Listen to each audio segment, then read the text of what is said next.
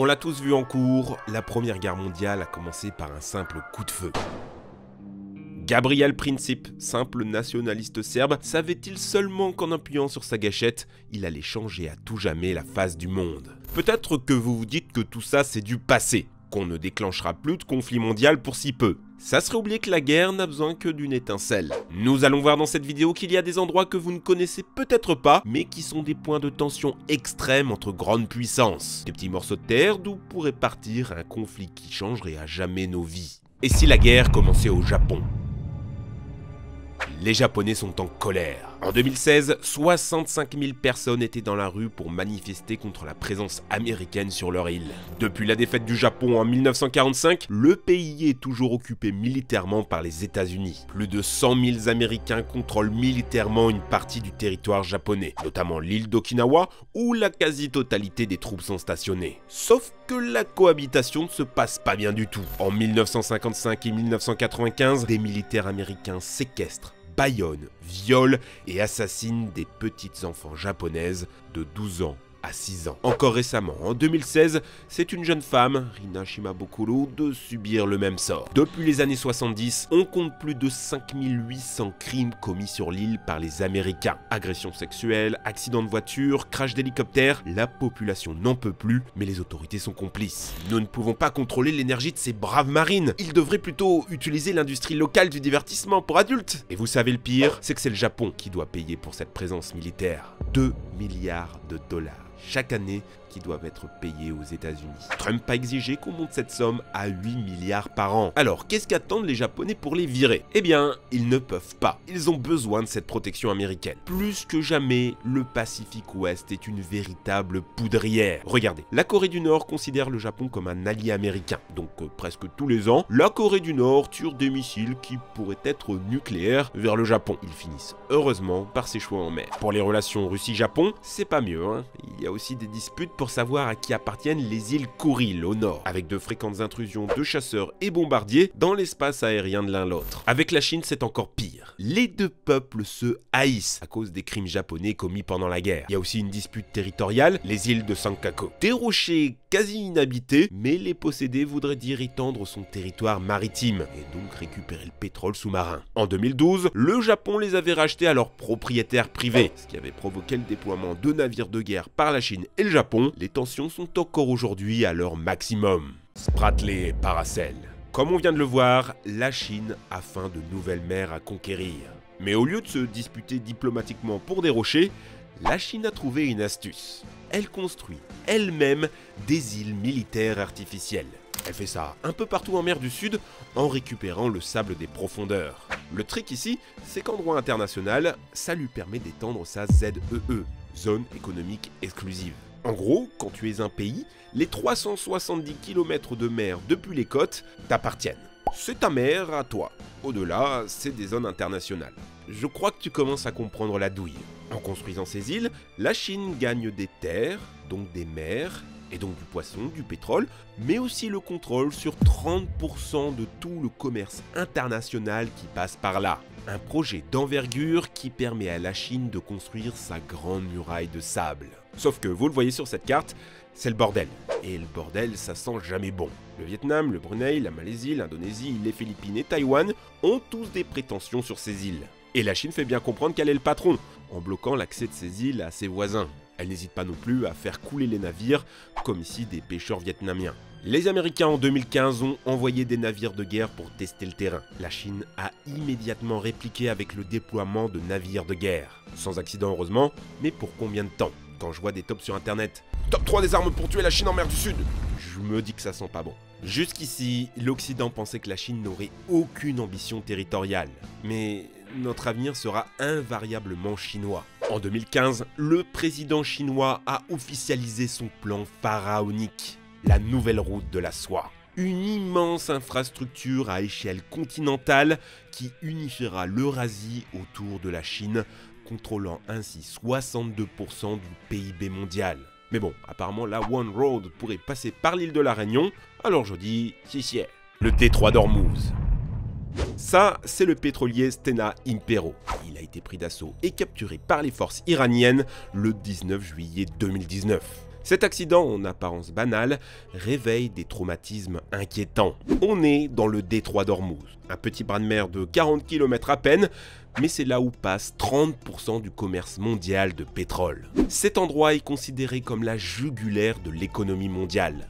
Dans l'histoire, des dizaines de pétroliers y ont été pillés ou détruits par action politique. Plusieurs fois, cet endroit a failli provoquer une guerre mondiale. En 1988, un navire de guerre américain explose sur une mine iranienne. En représailles, les États-Unis détruisent 2 plateformes pétrolières et abattent un avion de passagers, provoquant 290 victimes civiles, dont 66 enfants, officiellement un accident. En 2008 et 2011, face aux menaces de l'Iran de fermer le détroit, les États-Unis et une partie de l'Europe y envoient leur flotte prête à se battre. Comprenez une chose, pour bloquer une partie de l'économie du monde, il suffit d'y positionner quelques navires. Et impossible de les détruire. La profondeur moyenne du détroit est d'à peine 80 mètres. Surtout qu'avec le jeu des alliances, une bataille serait catastrophique. La Chine est une grande consommatrice du pétrole iranien, du coup Chine, Russie et Iran sont militairement main dans la main. Pour ne rien arranger à tout ça, regardez, ici c'est l'Iran, ici c'est Dubaï et les Émirats Arabes Unis. Et les deux se détestent. Ajoutez à ça dans l'équation l'Arabie Saoudite, alliée aux Émirats Arabes Unis et aux États-Unis, et c'est le bordel. Tout oppose les deux rives. Perses contre arabes, chiites contre sunnites, pro-américains contre anti-impérialistes, mais entre eux, pas de guerre ouverte. Non, c'est trop dangereux. Ils préfèrent la guerre par procuration. Et pour ça, ils interviennent dans les guerres civiles Liban, Syrie ou Yémen. Beaucoup du désordre moyen-oriental vient en fait de la guerre froide entre ces deux blocs de puissance. Récemment, une bombe saoudienne est tombée sur un bus d'enfants yéménites dans une région pro-Iran. On a découvert que la bombe était américaine. Tout est dit. Le pôle Nord. Avec le réchauffement climatique, la glace fond. Et c'est une bonne nouvelle pour la Russie. De nouvelles routes maritimes sont maintenant praticables et des gisements de pétrole jusqu'ici inaccessibles s'ouvrent. Un quart du pétrole non découvert sur cette terre se trouverait dans cette zone. Sauf que voilà, ce butin, il va falloir se le partager avec l'Europe, la Russie et les États-Unis. Et ça va être chaud en Arctique. En 2007, 2 bateaux radars, l'un russe, l'autre américain, ont lancé de grandes expéditions pour cartographier les fonds de l'Arctique. L'idée est simple, si une nation arrive à prouver que cette zone fait partie de son bloc continental, alors elle peut s'y étendre. Cette ligne, la dorsale de Lomonosov, c'est le centre, la grande line du pôle Nord. Toute la question est de savoir si elle est américaine ou russe. Il y a aussi des disputes d'îles. L'île de Hans, un simple caillou, oppose le Canada et le Danemark. Et c'est presque rigolo. Ok, des fois, il y a des navires de guerre. Mais les deux pays ont plutôt décidé de se faire la guerre un peu différemment. Ils décrochent régulièrement le drapeau de l'un l'autre sur l'île, tout en y déposant à chaque fois une bouteille de whisky et un mot doux, bienvenue au Danemark ou bienvenue au Canada. Santé. Mais l'ambiance est bien moins bonne sur le continent. La Russie construit des bases polaires. La Suède et la Norvège se remilitarisent, acceptent l'implantation de militaires américains. Car il ne faut pas oublier que la Scandinavie est elle aussi une grande puissance pétrolière, en concurrence directe pour les ressources arctiques. En 2019, un commandant russe a été clair, que l'OTAN reste loin du pôle Nord russe, c'est notre jardin à nous. En 2019 encore, s'est produit l'accident de Nyonioska. Une plateforme militaire russe a explosé pas loin de la Norvège, l'occasion pour l'Europe de se rendre compte que la Russie y faisait des essais de missiles nucléaires. En 2015, la Russie avait déjà avoué avoir déployé des missiles nucléaires en direction de l'Europe si on ne la laissait pas annexer la Crimée. Après l'Ukraine, l'appétit russe semble se tourner vers l'Estonie qui entreprennent une montée en tension mutuelle. Pour répondre à ça, l'Europe construit de nombreuses bases antimissiles. Mais le 27 décembre 2019, la Russie a annoncé avoir déployé 2 nouveaux missiles révolutionnaires et redoutables. Le missile hypersonique Avangard, capable d'aller à la vitesse record de Mach 20. À cette vitesse, tous les antimissiles sont inefficaces. Et le missile subsonique Burevestnik, lui, il est plus vicieux. Il est indétectable car volant au ras du sol. Il est à propulsion nucléaire, ce qui lui permettrait de faire plusieurs fois le tour du monde, de frapper où il veut. Qui a dit qu'en Europe, on serait tranquille? Le cyber. En faisant ma vidéo sur les secrets de la radioactivité, j'ai été tombé sur une vidéo iranienne qui m'avait fasciné. Rien de fou en apparence, hein. Juste l'Iran qui présente fièrement son centre d'enrichissement d'uranium. Pourtant, le bruit qu'on entend n'est pas normal. Les turbines tournent beaucoup trop vite, et en réalité, elles sont en train de se détruire. Les machines ont été contaminées par un virus informatique implémenté par Israël et les Américains.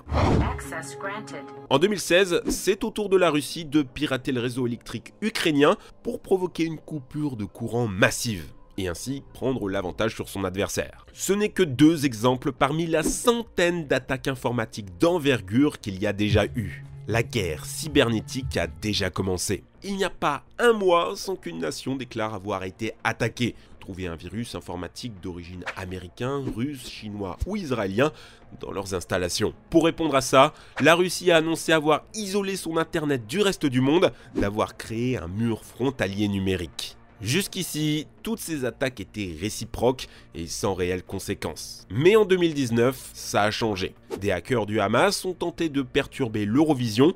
Israël a répliqué en bombardant l'appartement des hackers. À eux de conclure par leur humour bien à eux, Hamas Cyber HQ.X a été supprimé. À partir de 2019, on peut donc considérer qu'une cyberguerre peut avoir des répercussions bien réelles.